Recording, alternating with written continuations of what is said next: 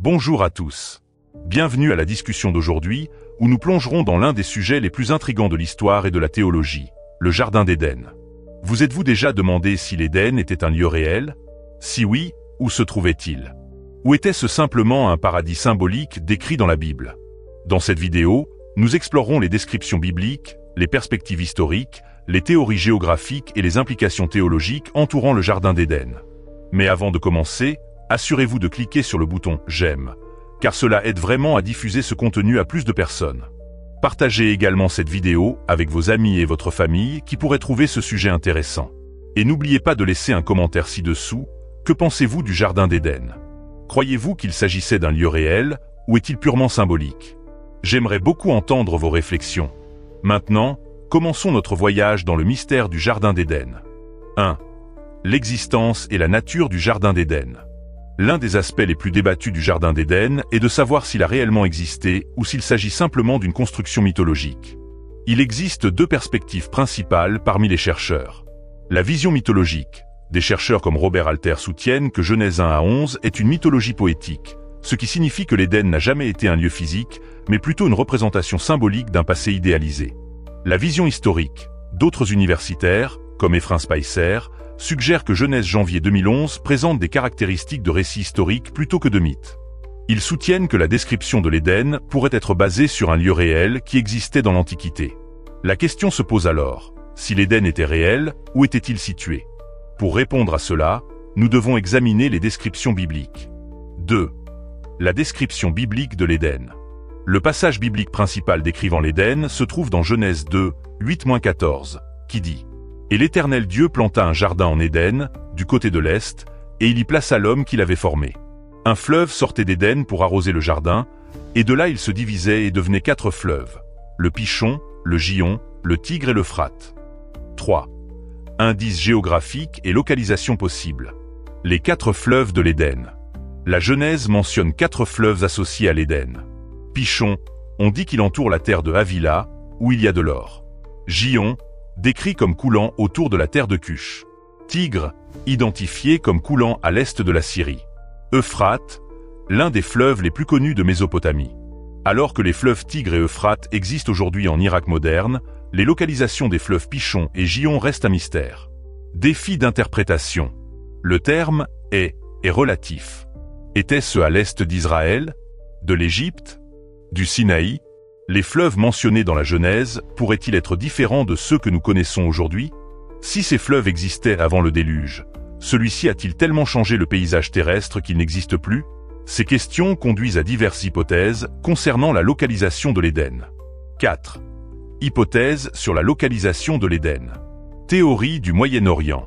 Hypothèse mésopotamienne. De nombreux chercheurs croient que l'Éden se trouvait dans l'Irak moderne.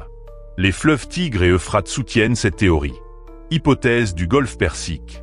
Certains chercheurs suggèrent que l'Éden pourrait être submergé sous le Golfe Persique.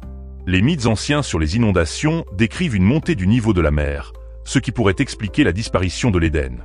Hypothèse du Liban. Un passage dans Ézéchiel 31, 16 mentionne les arbres de l'Éden en lien avec le Liban.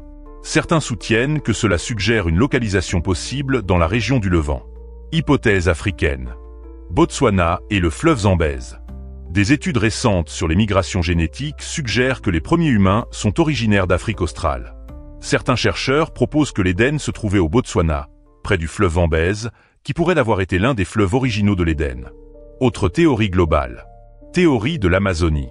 Christophe Colomb aurait cru que la végétation luxuriante de l'Amazonie ressemblait au paradis décrit dans la Genèse. Théorie nord-américaine. Certains groupes religieux, comme les Mormons, croient que l'Éden était situé dans le Missouri, aux États-Unis. Inde et le fleuve Gange. Certains suggèrent que le fleuve Gange en Inde pourrait avoir été l'un des 4 fleuves de l'Éden. 5. Défi théologique et l'impact du déluge. Le déluge et son effet sur la géographie. Un problème majeur pour localiser l'Éden est la possibilité que le déluge ait complètement changé la topographie de la Terre. Si cet événement a remodelé le paysage, les fleuves et les repères de l'Éden pourraient ne plus exister. Le dilemme des fossiles. Si l'Éden existait avant que le péché n'entre dans le monde, il n'aurait pas dû y avoir de mort avant la chute d'Adam et Ève. Cependant, si nous devions trouver l'Éden au-dessus de couches de fossiles, cela suggérerait que la mort existait avant le péché humain, ce qui contredit les enseignements bibliques. Cette contradiction théologique rend la recherche physique de l'Éden encore plus complexe. 6. Vestiges culturels et historiques de l'Éden. Même si nous ne pouvons pas localiser l'Éden aujourd'hui, diverses civilisations anciennes avaient des histoires ressemblant au Jardin d'Éden. Textes sumériens et akkadiens. Les Sumériens parlaient d'un ancien paradis appelé Idim, qui ressemble phonétiquement à Éden. Le mot akkadien Ednu faisait également référence à un jardin paradisiaque. Mythe du déluge et le premier homme. De nombreuses cultures ont des histoires sur un grand déluge et un premier homme expulsé du paradis. Les Sumériens appelaient leur premier homme Adapa, similaire à l'Adam hébreu. Ces références historiques suggèrent que l'histoire de l'Éden pourrait provenir d'un lieu réel dont les premiers humains se souvenaient. 7. Jérusalem comme Éden symbolique ou réel. La montagne sainte de Dieu. La Bible fait référence à la montagne sainte de Dieu dans des passages comme Ézéchiel 28 et Isaïe 56. De nombreux théologiens croient que cela fait symboliquement référence aux mont Sion à Jérusalem. L'Éden et la connexion avec le temple. Le temple de Jérusalem était conçu pour ressembler à l'Éden.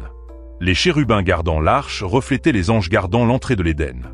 Certains chercheurs proposent que Jérusalem pourrait avoir été la véritable localisation de l'Éden ou du moins une représentation symbolique de celui-ci. 8. La Nouvelle Jérusalem et la restauration de l'Éden. L'Éden et le nouveau ciel. Le livre de l'Apocalypse 21 décrit la Nouvelle Jérusalem descendant du ciel.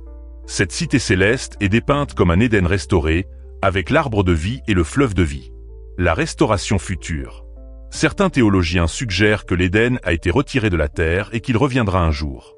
Jérusalem pourrait-elle être le lieu où l'Éden sera restauré? Conclusion, la nostalgie éternelle de l'Éden. L'humanité semble avoir une nostalgie inhérente pour le paradis.